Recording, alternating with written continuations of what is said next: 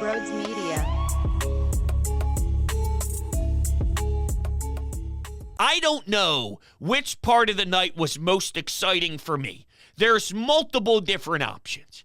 Option one is hearing James Harden speak to the Clippers media for the first time and say that he's the system. How about Furkan Korkmaz coming off the bench, snagging a few steals, a huge and one, a runner off the three-point line, nothing but net, after demanding a trade for the third time.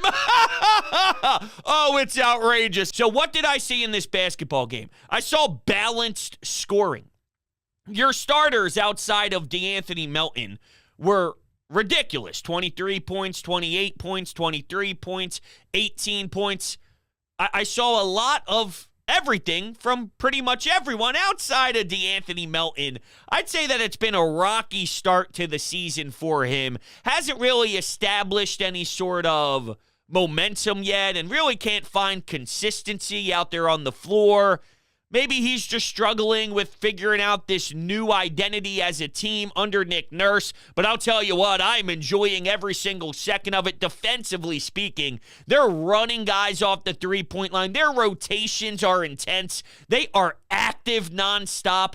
I'm sure it's annoying as hell. And this Toronto team should know firsthand that it's going to happen aggressively, and you are witnessing it. There are some clips that are being thrown around Twitter right now, and you could see the movement and how aggressive and obnoxious it is. It's nonstop, and this team will be a pain in the ass. Good for Kelly Oubre, who got to step in and be a part of the starting rotation tonight. I do like his punch more off the bench. I think that he can definitely add more value to this team as sort of a second layer scoring, if you will, and giving you that extra oomph that you go to your bench and, okay, here's Oubre, but there's something to be said about how well he's playing. He was very good from behind the arc today. I thought he had some massive shots when needed. It's a game of runs, so when the fourth quarter starts to happen and I see all sorts of tweets saying, I thought that this was going to end with the Doc Rivers experience. What, runs? Runs in the NBA?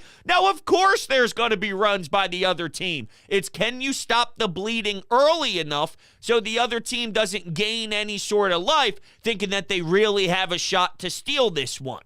No. Shut it down. Okay, a team might creep in and score 8 runs, or 8 runs. Go on an 8-0 run. Go on a 9-0 run. But can you stop it from becoming 12-0? That's what this team needed. Glenn tweeted at me after the game and said, so far, Nick Nurse is pushing all the right buttons. I would like to see Maxey Oubre, Rocco, Harris, and Embiid as the starting lineup.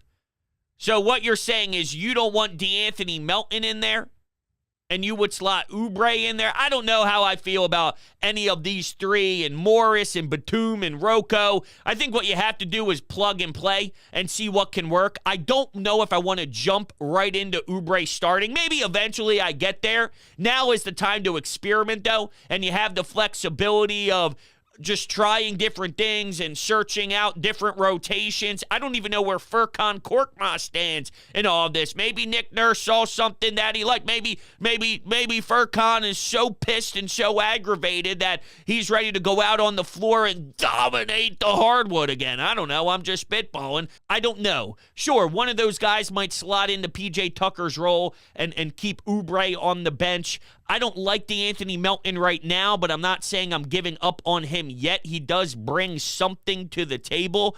He is up and down, though, and we have seen that. We saw that in the playoffs last year where he had wide open look after wide open look after wide open look, and he came up very small. He shrunk.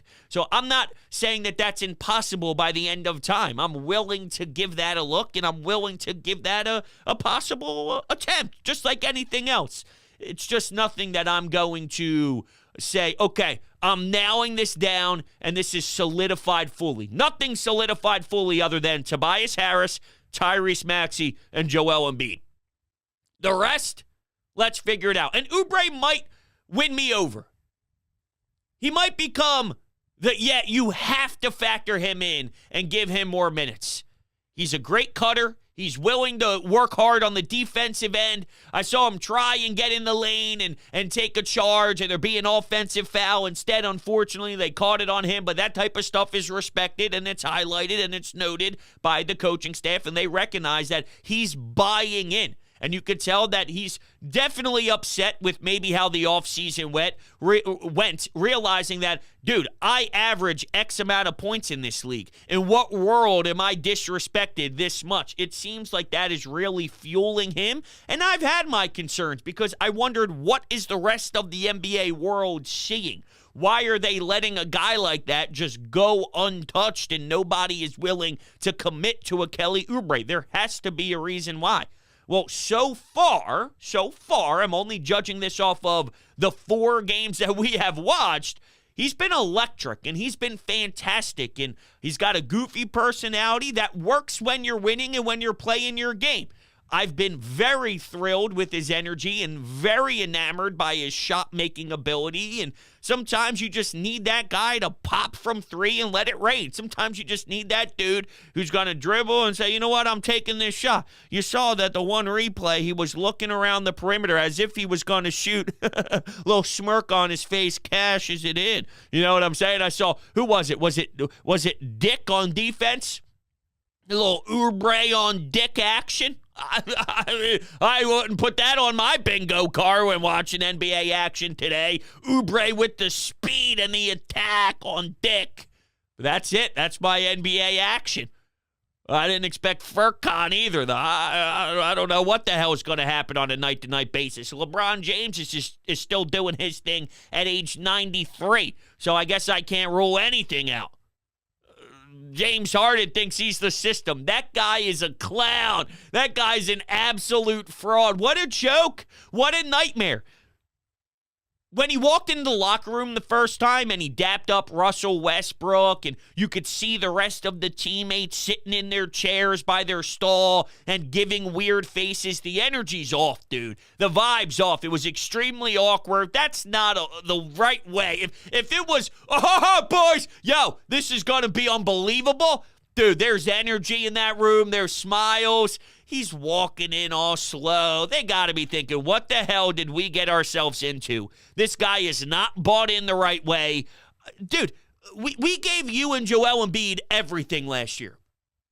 Doc Rivers basically said it's between you as the primary dog with the ball in your hands and Joel Embiid. You led the league in assists. You were able to facilitate and play your game. You absolutely were.